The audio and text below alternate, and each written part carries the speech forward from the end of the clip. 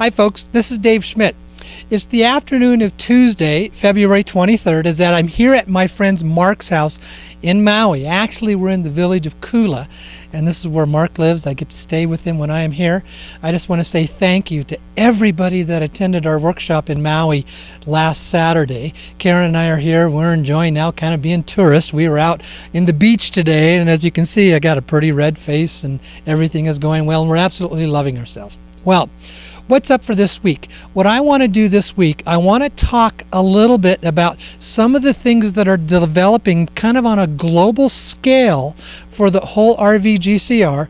And then I want to talk about the significance of my being here in Hawaii and in conjunction with my meeting with Michael Lee Hill and the development that is coming out of that and how that fits in for all of us, and it's in all of our best interest as a collective human race to understand what is developing.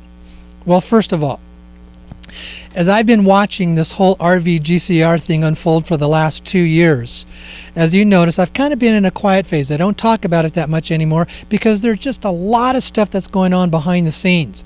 But all of a sudden, what I do is I start watching multiple different sources. And when I see multiple credible sources all beginning to say the same thing, it tells me that there's things that are transpiring. But I want to share something really unique. And this is something that the ambassador had shared with me. When you see information come out, normally about 70% of it is true and 30% of it is planned disinformation. It's planned to, number one, catch your attention with what is true, and then number two, to distract us so that we're not focused on what is really going on. Because see, the professionals, the cabal, they're masters at deception. They have PhDs in deception. And they know the whole principle around the power of our thoughts is that where attention goes, energy will flow. So if they can distract and get our attention onto something that is not true, get us focused on it, get us talking about it, then all of our attention, all of our energy is not on what is real, but it's distracted, and then they're off working somewhere else on the real stuff. And that allows them to keep delaying and putting off everything that is going on. Before you start spreading various reports and saying various things on Facebook and YouTube and other places of what we call the multimedia alternate sources of information, I would highly encourage you to really check what's being said. How realistic is what is going to happen? How truthful is what is being said? If you don't know that, then don't jump on the bandwagon where it seems to be so good when really it's a part of a designed, deliberate disinformation source. But here's what's exciting. I have a tendency to really have a good input on what is credible and what is not, and what can be disinformation and what is not. And I'm seeing things lining up more than I've seen in probably the last 2 years. I think we may very well be seeing some things breaking through in the next 2, 4 to 6 weeks. We're coming to a kind of a conclusion point. Things have been, it's kind of building up, and it's like the pot is not just simmering anymore. We're starting to see the first signs of the boil in the water, of shift and change. Now, what about this shift and change? Why have I been here in Hawaii? It's not just a vacation situation, and it's not just coming here because it's a nice place to do a workshop. When I had come to Hawaii, I felt it was something that was divinely guided for me, and I was able to get in touch with groups that are basically descendants of the royal Hawaiian family. And there's something that's very special about this place. Now, you know I'm very prejudiced about Sedona. I believe Sedona to be one of those what I call sacred, magical places here on the planet. The energy of Sedona vibrates much, much higher, and it attracts people that are similar to that. The Hawaiian Islands are the same. This is a very, very sacred place. And when you talk to the natives that have been here for 3 and 4 generations, and they understand the practices of the native Hawaiians, the beliefs of the native Hawaiians, and they understand the value of this place, that these islands are a very sacred place.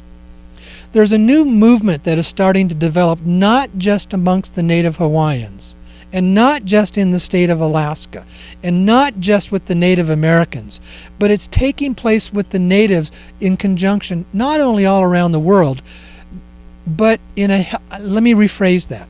I kind of got off there a little bit. You're seeing a new, what I call vitality, enthusiasm, and desire amongst the Native Americans, the Native Alaskans, and the Native Hawaiians to recapture their native lands. And why is this so important? For all of this whole RVGCR isn't just about getting money and getting rich. It's about us as a collective, as a human race, being set free from over 1,000 years of financial slavery. And to do that, we need to learn how to free ourselves.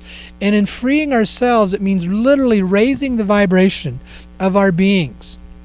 Well, what's so important about the natives? The natives, wherever they have lived, have always been what I call the caretakers and the guardians of the planet. They're the caretakers and the guardians of Earth. That is their gift. That is their blessing, and that is their calling. And when we look back through the last 150 to 200 years of history in America, what we saw was cabal type of forces that stripped them of their lands, stripped them of their cultures, and degraded them as a people. But they're now beginning to rediscover who they really are and what is really important is there. I absolutely believe it is so important that we help them and assist them in any way that we can to recapture their native lands so they can return to their giftedness and blessings to us, and to bring back the harmony and the energetic balance of this earth. Because as the earth raises its vibration, and yes, the earth itself is a vibratory live being just as we as humans are. It vibrates with energy as well. As we return the balance of the earth and increase its vibration, it will aid all of us as humans on the planet, raising our vibration. We only do as well as the earth is healthy. And it's the natives that are the gifted in that. That is their calling. That is their importance to us. That is the blessings that they give to us. So it's been interesting, is because I'm getting to meet here in Hawaii with the Royal Hawaiian family. And they need money. And part of that is understanding the resources of the RVGCR, as in the private exchanges that are going on. As funds are released to them, they will be able to, in a healthy manner, recapture their lands and restructure themselves and go back to being the blessings and the gifts that they are to all of us. I'm proud to be associated with that. You know, Michael Lee Hill he's a part of Native American himself, and he's beginning to understand that. And the Native chiefs of the collectives of the tribes in the United States, they understand who he is, and they are inviting him in to be a part of them.